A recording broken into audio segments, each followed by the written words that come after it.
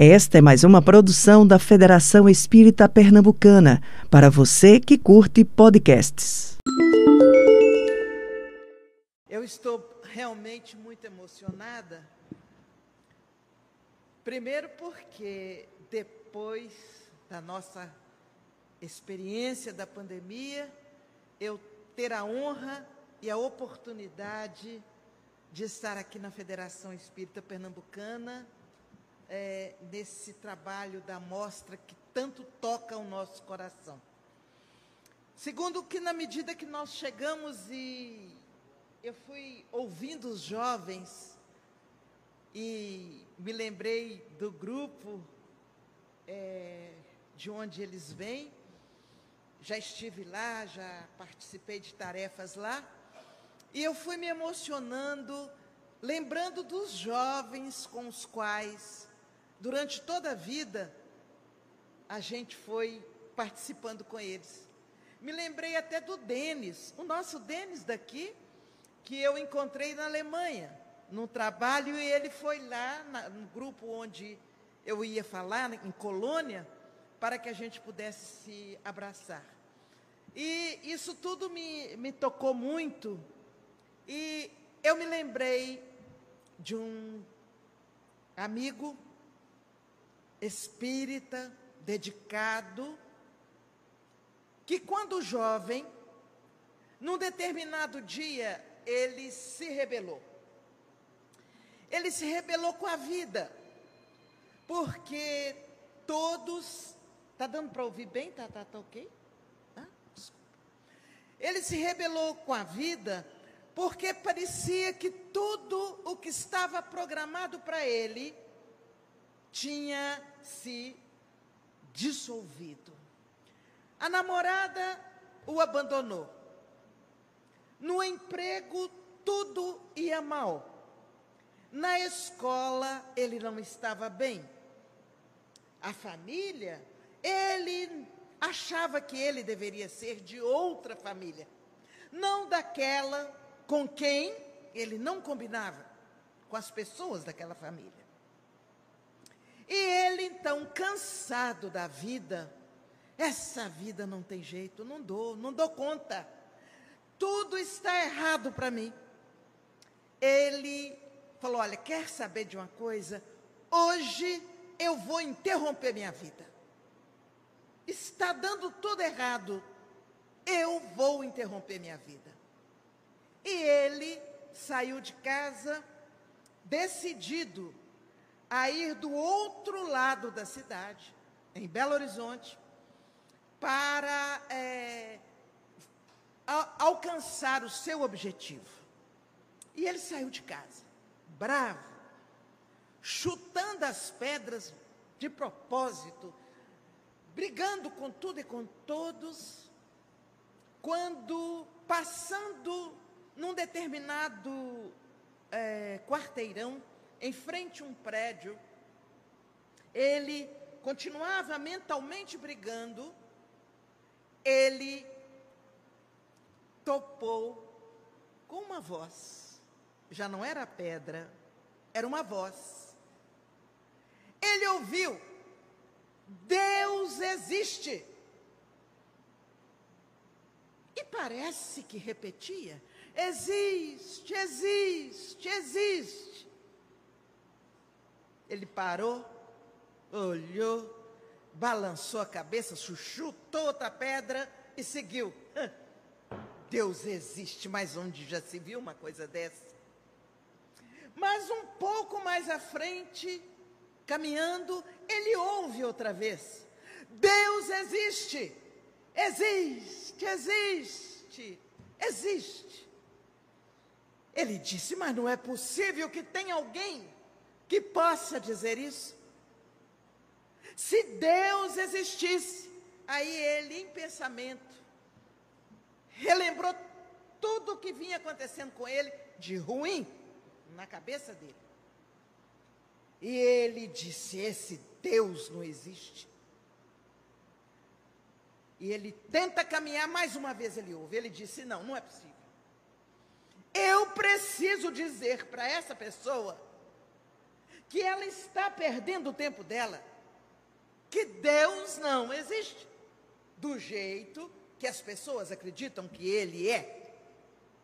Ele voltou um pouco atrás, prestou bem atenção à direção de onde vinha aquele som e aproximou-se da portaria daquele prédio e perguntou ao porteiro: escuta, eu estou ouvindo uma frase. O porteiro sorriu. Aquele sorriso assim que parecia que os cantos da boca iam se encontrar com as orelhas. Ele sorriu feliz. Ah, você ouviu? Gostou? Não, não gostei. Como não gostou? Mas eu gostaria de conhecer quem é que está falando que Deus existe. Aí o porteiro, tomado daquela autoridade que eles têm quando estão ali, num trabalho de proteção e de controle da entrada de um edifício, ele disse: ah, não, hoje você não consegue. Como não? Não, hoje você não consegue. Esse aí é o fulano. Eu sei lá quem é esse fulano. Ele faz parte de um grupo de ópera conhecidíssimo, mas você até hoje, você nunca ouviu falar nele? Não, nunca ouvi falar. Então, ele, quando está em casa, ele treina eco. Ele certamente vai participar de alguma grande apresentação e ele está treinando. E para treinar eco, ele faz toda essa atividade que quem passa na rua ouve. Deus existe. Ah, não, mas eu gostaria de falar com ele. Ah, hoje não. Hoje você não consegue. Quando ele está ensaiando, ele não interrompe o ensaio para falar com ninguém. Aquele jovem pensou assim: só se eu atrasar um dia o meu objetivo, para eu poder falar, porque eu vou ter que falar com ele que Deus não existe. E aquele jovem saiu, meio frustrado, e foi cuidar de sua vida, voltou para casa. No dia seguinte, conforme o porteiro marcou, depois confirmaram que ele poderia ir, no dia seguinte lá foi ele.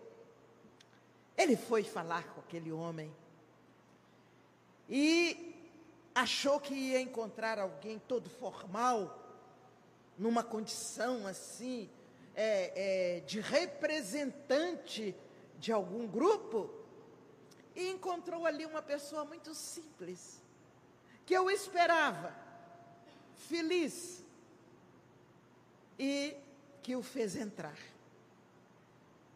E ele começou a conversar. Eu queria dizer para o senhor, e o moço falava mais alguma coisa, e tal, e falava em música, e falava em canto, no eco, até que ele disse: por que o senhor está dizendo que Deus existe? E aquele profissional, vejam a nossa responsabilidade, ele disse assim: eu precisava treinar, eu preciso treinar, então eu procuro colocar uma frase útil, que seja importante ser ouvida por outras pessoas, não apenas dizer sons desconexos, mas eu aproveito o meu treinamento para dizer uma frase útil, e dizer que Deus existe é uma frase útil. Bom, eu não vim aqui para contar a história dele, aliás, eu só lembrei disso quando eu vi os jovens, eu me emocionei e lembrei. O certo é que aquele jovem quis discutir que Deus não existe, porque não existe. O tempo passou, aquele jovem levou alguns livros para casa, se tornou amigo daquele moço, se tornou espírita, jovem espírita, e chegou ao ponto de ser responsável por outras instituições, por outras atividades, e convicto de que Deus existe. Sim, Deus existe. E na sua existência de amor, Ele, num determinado momento, quando todo o universo estava mergulhado em vibrações luminosas de amor, Ele, que já tinha enviado outros à Terra, já tinha enviado criaturas que tinham a condição, na liderança, no conhecimento, para despertar o amor a tudo e a todos, o amor incondicional. Mas houve um momento em que, observando que a humanidade se perdia na vaidade, na prepotência, no usurpar de valores dos fiéis, dos grupos religiosos, que havia manipulações condicionadas a interesses pessoais. Chegou aquele momento em que Deus, na sua infinita misericórdia, envia o seu Filho querido. Envia aquele, como nós, no dia a dia, quando há algo muito importante para ser feito, a gente envia aquele que for mais conhecedor e mais seguro, mais em condições de desenvolver bem aquela tarefa que nós enviamos. Obviamente, Deus enviou seu Filho querido. Enviou Jesus, que certamente passando por um planejamento imenso, um planejamento que envolveu centenas de milhares de almas, um planejamento que envolveu não apenas um período, mas hoje a gente ouve tanto falar em planejamento estratégico de 5 anos, de 10 anos. Ah, o planejamento de Deus. O planejamento de Deus era mais do que estratégico. O planejamento de Deus era um planejamento de amor. Sem nenhum vínculo, sem nenhum querer, sem nenhuma dependência. Mas um planejamento de amor que visava a evolução das criaturas. Era um planejamento que visava os outros e não a Ele próprio. Ele envia Jesus. E Jesus vem com toda a sua força de amor, com toda a sua pujança, com toda a sua capacidade de vivenciar as leis divinas.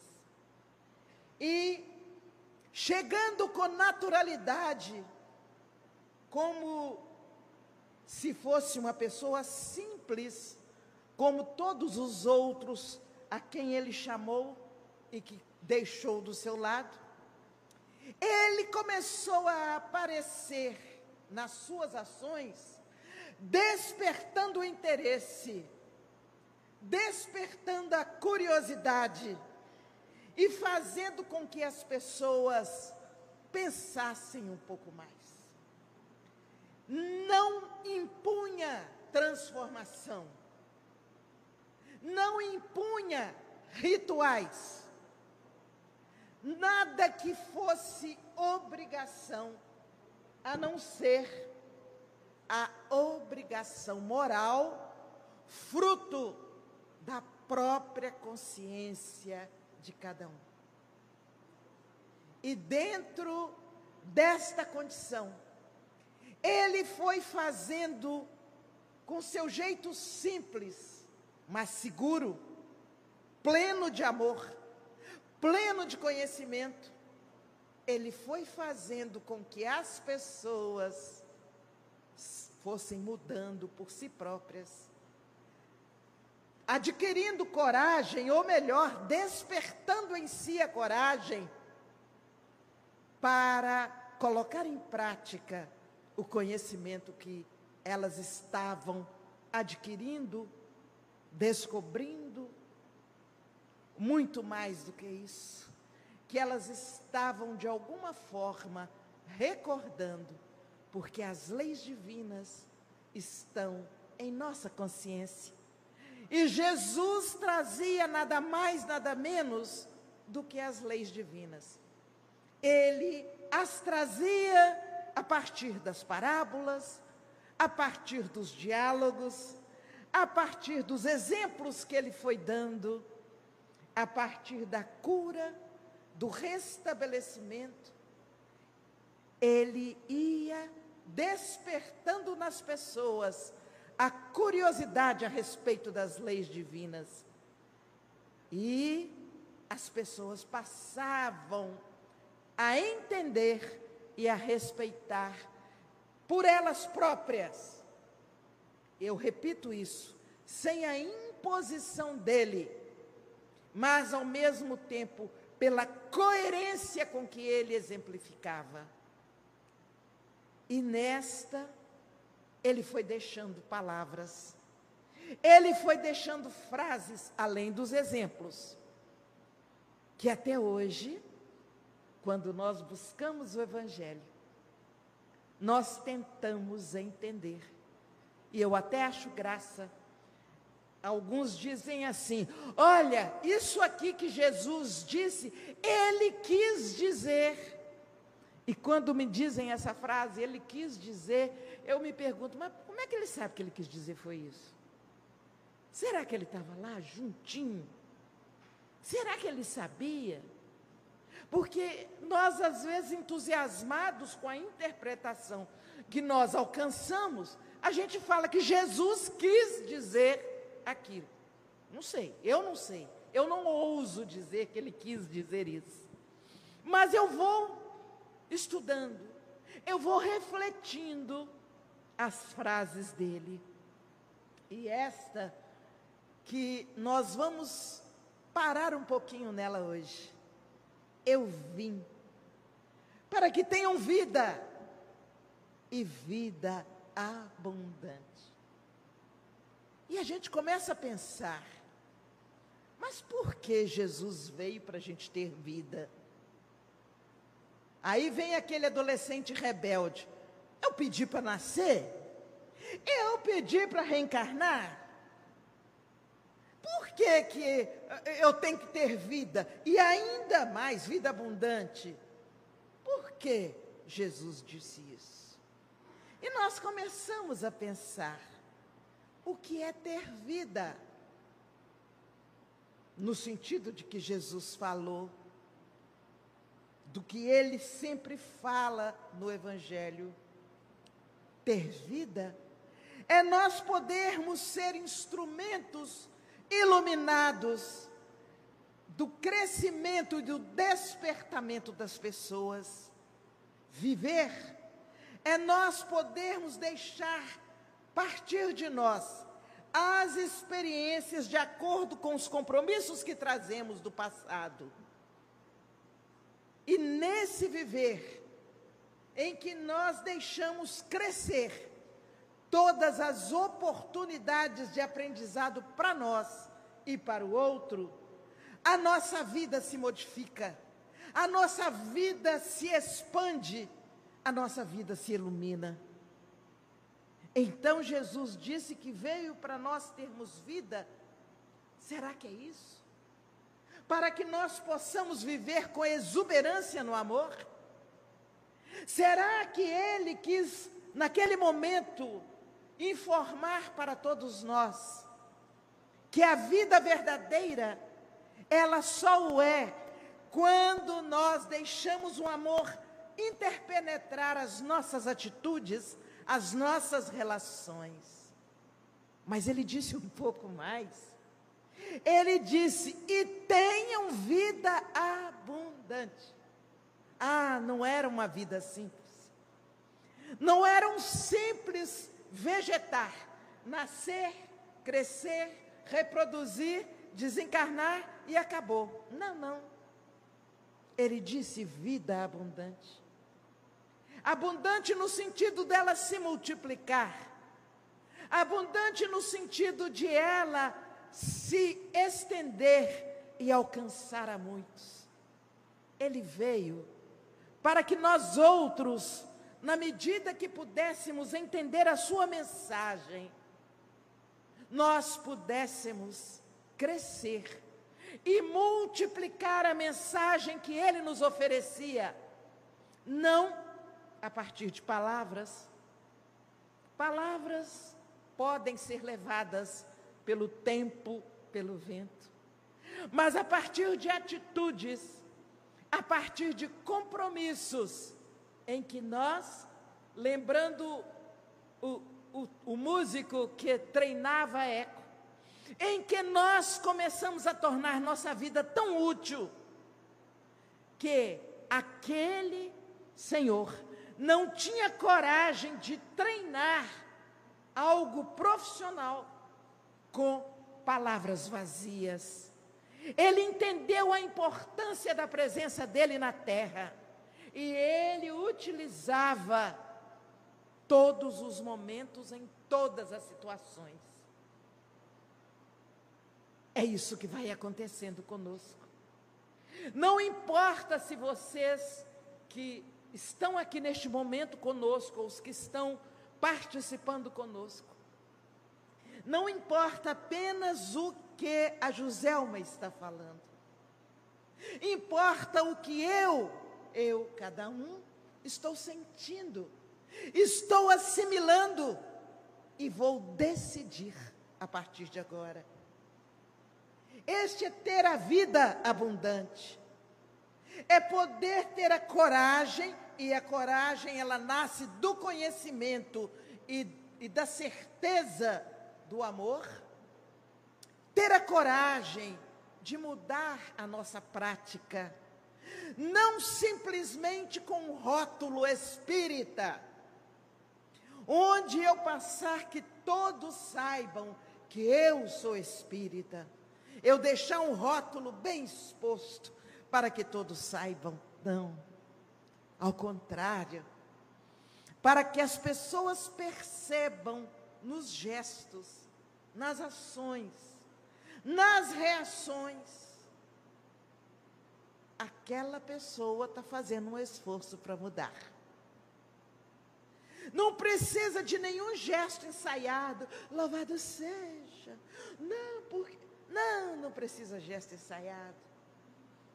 Mas que nós possamos, no nosso dia a dia, no nosso sorriso, no nosso olhar, na nossa forma de falar, na nossa forma de reagir, mostrar que somos felizes, sim, porque Deus existe. E Jesus nos ensina a cada dia, de uma maneira natural. Ele nos ensina a aproveitar e a valorizar tudo o que está em nossa volta. Eu vim para que tenham vida, e vida abundante. E ele não se conforma apenas em alcançar o objetivo dele. Ele vai além. Ele, ao se despedir de seus discípulos, narrado por João, ele promete aos discípulos que ele vai, porque ele tem que preparar o lugar para todos, mas que ele não vai nos deixar sós, que ele vai enviar um outro Consolador. E aí ele deixa claro para quem possa ler com clareza que ele é um Consolador. E ele diz: vou enviar um outro Consolador, que vos ensinará todas as coisas. E esse Consolador, esse outro Consolador, chega na forma da doutrina espírita. chega na condição de nos ensinar, teoricamente, de nos mostrar a importância da vida, de nos apresentar as leis divinas com clareza, não apenas como princípios que alguns confundem. As leis divinas não são princípios simplesmente da doutrina espírita. As leis divinas são universais. E qualquer um, de qualquer religião, ou que se considere ateu, está submetido à vigência dessas leis divinas, quer queira ou quer não. Se nós as conhecemos, nós facilitamos a nossa vivência e a nossa experiência, porque nós já nos submetemos com mais naturalidade a elas. Mas se nós não a conhecermos, ou melhor, não tiver noção delas, que elas estão em nós, elas estão em nossa consciência, se a gente não tem essa noção, a vida no dia a dia vai nos ensinando a prática das leis. Porque as coisas vão acontecendo e na medida que acontecem, nós vamos entendendo e temos mais cuidado da outra vez. Olha, se eu fizer isso, vai acontecer isso. Igual um menino que está aprendendo a andar e coloca o dedinho na tomada da parede. Se ele tomar um choque ali, ele vai ter muito cuidado. Outra vez que ele passar por ali, ele vai olhar e vai dizer assim: está fazendo um barulho aqui, viu, gente? Agora não é ele que vai dizer, não, estou falando. Então, a criança vai olhar ali e falar: eu não posso pôr o dedinho ali porque eu tomo choque. E isso acontece conosco. Na medida que algumas situações vão acontecendo conosco, nós vamos aprendendo: eu não vou fazer isso mais, porque se eu fizer isso, vai acontecer aquilo. E nesse processo de conhecer pela experiência, eu passo a conviver com as leis divinas. Então, Jesus vem Jesus manda o outro Consolador, a doutrina espírita, que nos apresenta e nos faz refletir sobre as leis divinas. As leis divinas que, se bem vividas, se bem vivenciadas e observadas, elas vão fazer com que nós nos tornemos cada dia mais suaves. Que cada dia nós vamos conseguindo amar melhor. Sabe por quê? Não de uma vez, mas aos poucos eu vou começando a suavizar a minha maneira de ser, a perdoar de maneira mais natural, até chegar naquele ponto que eu nem preciso mais perdoar, porque eu já não fico ofendida, então eu não tenho que perdoar. E eu vou num crescendo, a partir do momento que eu estudo a doutrina espírita, eu vou num crescendo na vivência das leis, na transformação dos valores que eu dava destaque, eu vou passando a mudar a minha maneira de ser. Abençoada doutrina espírita, que veio consolidar a afirmativa de Jesus, que ele veio para que tenhamos vida abundante. No nosso dia a dia, nós, enquanto espíritas, temos uma série de oportunidades de vivenciar essa condição de ter vida abundante em nossa alma. No nosso dia a dia, nós vamos começando pela relação, a relação entre nós na família, a relação com aqueles que estão no dia a dia, no nosso campo vibratório de ação. E na medida que isso acontece, nós vamos a cada dia, na convivência, aprendendo a sermos mais brandos, a sermos mais humildes, a sermos mais suaves. Nós vamos aprendendo, embora pareça que é um pouco mais difícil, mas nós estamos aprendendo a respeitar o nosso semelhante com suas limitações e com suas dificuldades.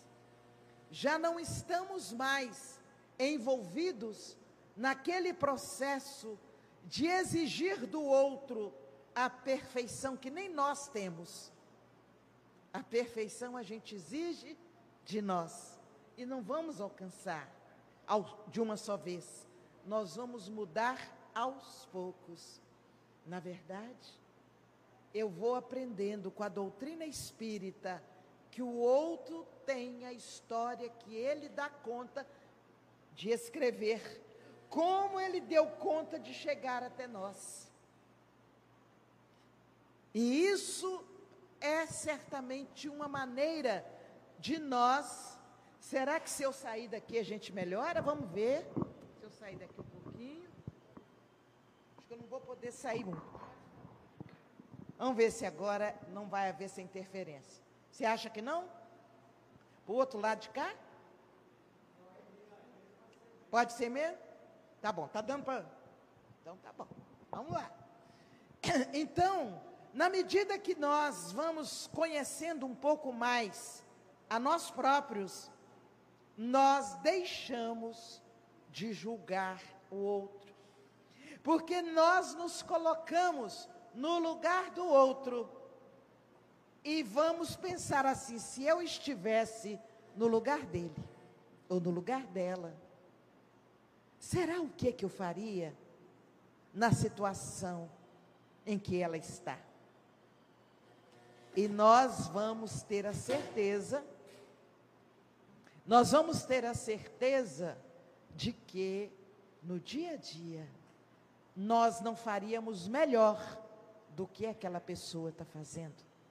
Ela está fazendo o que dá conta de fazer. Isso é muito sério, gente.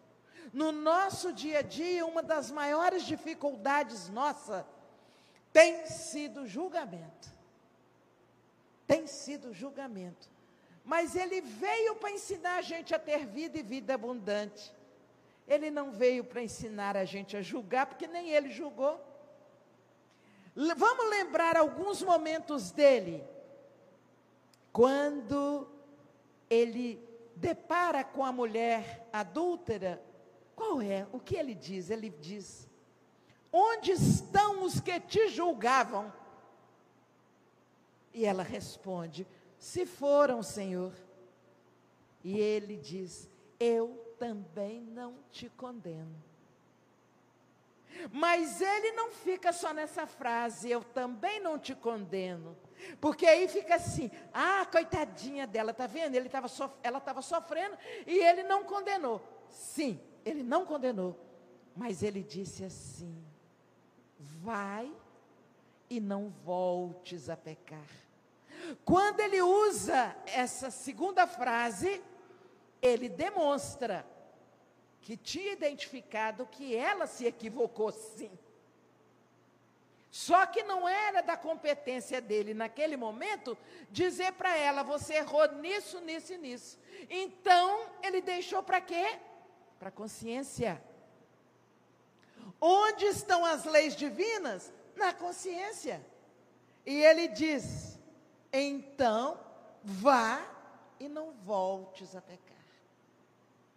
Tem 3 momentos aí. Onde estão os que te condenavam? O segundo momento: eu também não te condeno. O terceiro momento: vai e não voltes a pecar. E é interessante que nós nos entusiasmamos às vezes com as falas de Jesus, mas não damos conta de fazer o que ele fazia. ainda. Porque a coisa parece mais fácil. Eu não vou falar sobre vocês, porque eu não sei. Mas para mim, a coisa mais fácil, para mim, é eu julgar. Puxa vida, fulano, hein? Precisava dele fazer aquilo que fez? Ah, não. Aí eu já comecei a condenar. E na medida que eu condeno, a minha vida já não é tão abundante. E na medida que ela não é, eu também deixo que a vida seja mais escassa para aquele que está sendo instrumento do meu julgamento. Eu só dei esse exemplo. Mas em todas as outras situações, nós vamos ver Jesus com uma simplicidade e uma naturalidade, deixar pleno o momento na relação com as pessoas. Vejam como ele fez com a samaritana.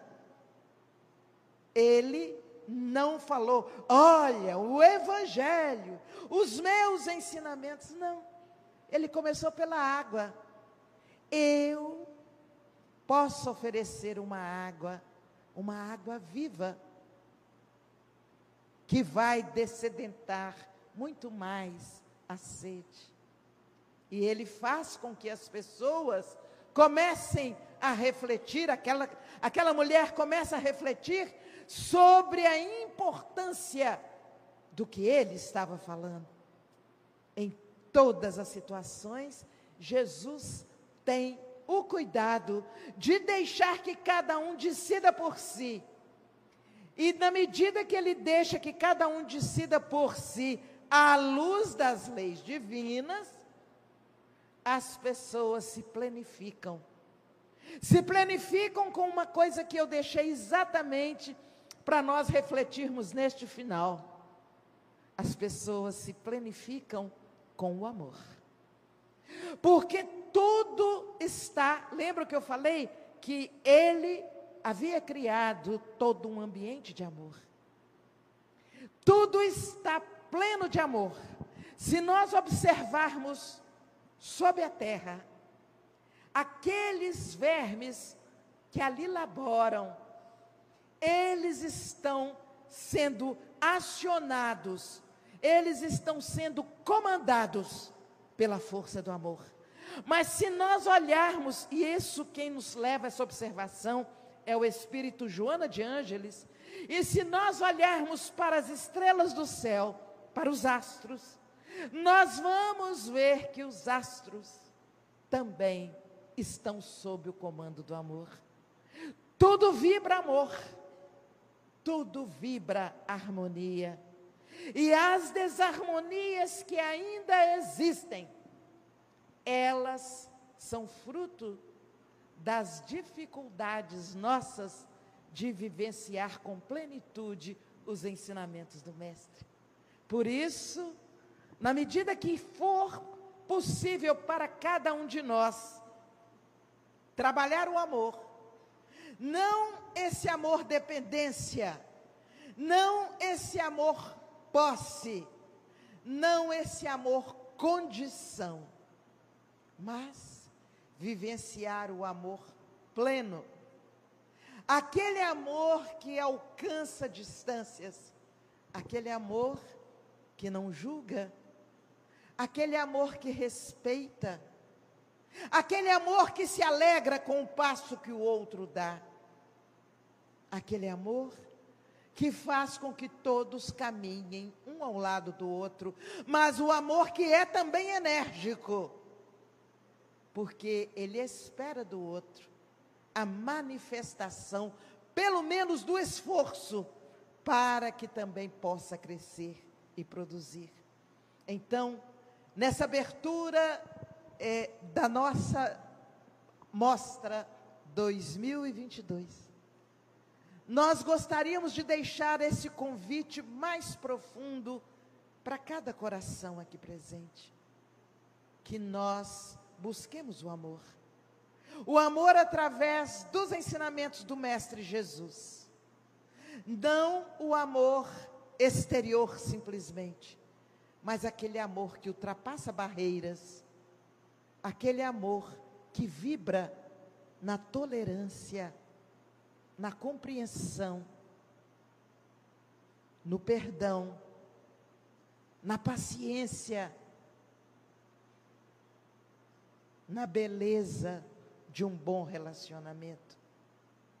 O amor que nos faz alegrar quando nos encontramos.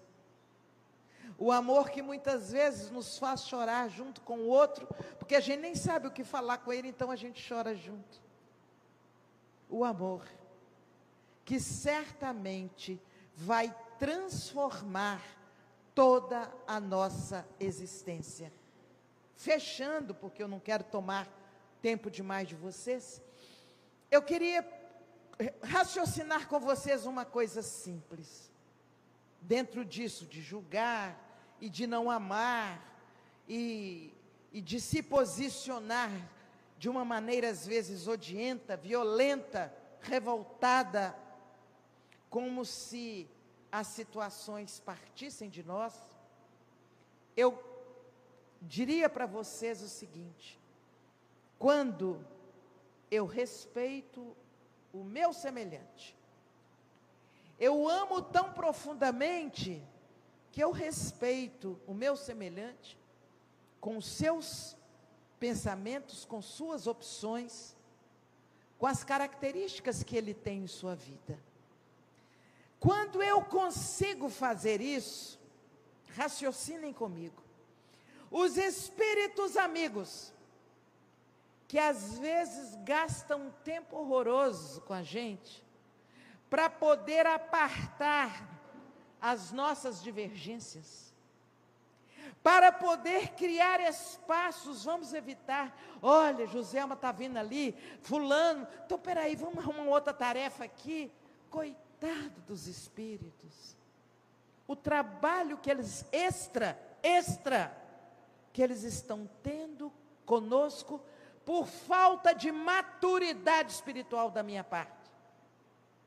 Se eu alcançar uma condição de maturidade, em que eu conviva com o outro com ideia diferente, com uma postura diferente, garantindo um respeito no nível de relação, porque o respeitar o outro, não é deixar o outro vir fazer samba aqui na minha cabeça e ir embora, mas por que você fez isso? Não, espírita tem que respeitar, então, não é isso. Autoridade de quem estuda, autoridade de quem conhece, autoridade de quem ama, mas respeitando cada um, sem querer impor que o outro haja como eu quero que ele haja, sem querer impor que ele me obedeça dentro dos princípios que eu acredito e não que ele acredita. Se eu conseguir isso, os amigos espirituais estarão muito mais liberados, porque eles não vão ficar tendo que cuidar demais de mim. Sabe para quê? Para criar condições de harmonizar todo o espaço à nossa volta. Se eu puder colaborar com os espíritos construtores, zeladores da paz, aqueles espíritos que cuidam da harmonização do universo, se eu puder colaborar com eles, com a minha postura de harmonia, e eu quero deixar bem claro, postura de harmonia não é falar amém, bater palma para o erro, não é bater palma para o erro. Eu não preciso, olha o exemplo que eu trouxe de Jesus, ele não bateu palma para aquela criatura, mas ele disse, vai e não voltes a pecar. Ele a tratou com respeito, ele a tratou com dignidade, e é exatamente esse o convite que eu faço a cada um de nós. Vamos tratar com dignidade todos os que estão ao nosso lado, mas também todos aqueles que são nossos dependentes, nossos funcionários, nossos vizinhos. Vamos tratá-los com respeito, sem prepotência, sem vaidade, sem impor os meus princípios, porque eles têm os deles. Eu tenho superiores, que eu procure entendê-los nas suas limitações. Ah, mas se eu ficar só entendendo nas limitações, eles vão criar as maiores dificuldades. Não. Sabe por que não vão? Porque os espíritos amigos não deixam que as pessoas ultrapassem o limite do bom senso e do que está planejado.